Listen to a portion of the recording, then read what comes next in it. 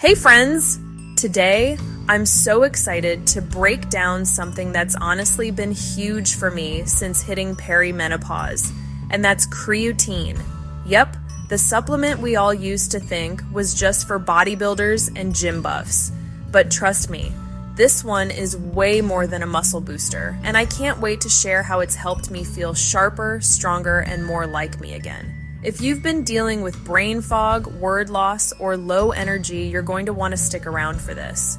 So what is creatine? It's a compound that your body makes naturally, mostly in your muscles, but also in your brain. It helps regenerate ATP, which is the fuel your cells use to function. Think of it like giving your body and brain a power-up. We get a little from foods like red meat and seafood, but it's nowhere near the amount most of us need to feel the difference. And during perimenopause, our natural levels can drop even more, especially as estrogen changes. Now let's bust some outdated myths. Myth number 1, creatine is only for gym buffs. Nope. That was the narrative when we were younger, but the science has moved on. Today, creatine is being studied for its brain benefits, mood stability, and anti-aging effects, especially in women and older adults. Myth number 2, it dehydrates you or causes cramps if you don't drink tons of water. Not true. Research shows that creatine doesn't increase dehydration risk. You should still drink enough water, but you don't need to chug liters and liters. Just stay reasonably hydrated and you'll be fine. And let's bust that old myth number 3. No, creatine isn't bad for your kidneys. Extensive research, including a 2019 meta-analysis, showed that healthy individuals taking up to 20 grams a day didn't experience any kidney damage. Even though creatinine levels, a metabolic marker, went up a bit, the key? Stick to recommended amounts without any super high dosing. Here's the kicker. Studies suggest women may actually benefit more than men from creatine. Women already have lower baseline levels of creatine than men, and when we hit perimenopause, that gap often widens. This can affect our energy, memory, recovery, even mood. For me personally, the shift was real. I was mid-sentence forgetting words and simple ones at that. It felt embarrassing and honestly a bit scary. Since I started taking creatine regularly, that fog has lifted. I feel mentally sharper, more stable, and physically stronger during workouts. It's not subtle, it's powerful. And here's where it gets really exciting. Creatine's major benefit? Brain fog and memory loss. Why? Because it helps your brain produce more cellular energy, giving your neurons the fuel they need to fire properly. Preclinical studies even show that creatine acts as a neuroprotective molecule, helping buffer your brain against stress, aging, and inflammation.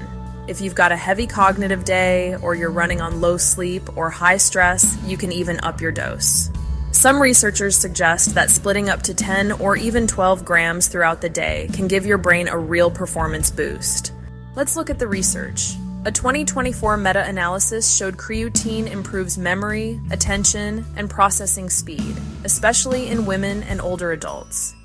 Another study gave participants 10 grams after sleep deprivation, and within 3 hours, their short-term memory and reaction time significantly improved, and those effects lasted most of the day. There was even a study where participants took 5 doses of 5 grams per day before being kept awake for 24 hours. The creatine group had better mood, reaction time, and balance than those who didn't supplement. Recent studies show that women can actually benefit from around 10 grams of creatine per day for a mental boost. What's really interesting is that you don't need to take it every day to feel the effects. It's more about same-day dosing. Many women report a noticeable lift in clarity and energy within hours of taking it.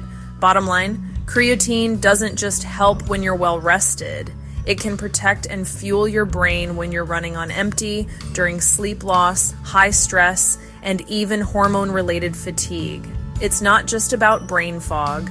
Creatine also helps with muscle recovery and strength, especially if you're doing resistance training. It helps with bone density support, which we all need more of in midlife. And it plays a big role in mood stabilization, especially during hormonal shifts. And the best part, it's safe, affordable, and well-studied. We're talking decades of research backing this up, not some wellness trend of the month. So how do I use it? I use creatine monohydrate, the most studied, effective, and budget-friendly form. I usually take at least 5 grams daily, mixed into a smoothie or my morning coffee. If I'm super tired or have a heavy mental day, I'll bump it to at least 10 grams, and on really rough days, even 15 grams, split between morning and late afternoon. No loading phase, just steady daily use is enough for results. And yes, I drink water, but nothing crazy. I didn't have cramps or bloating or any side effects, just better workouts, better focus, and sharper memory.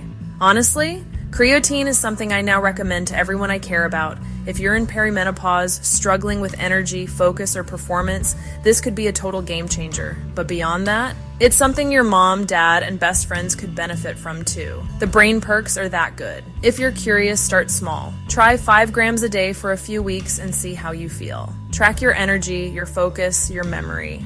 I think you'll be surprised. So that's the scoop on creatine, literally. A little scoop that's made a big difference in how I think, move, and feel. If this helped you out, give it a like, subscribe to Hormone Health Hive, and share it with someone who might be struggling through perimenopause too. We're breaking the silence, sharing the science, and helping each other thrive, not just survive. See you next time.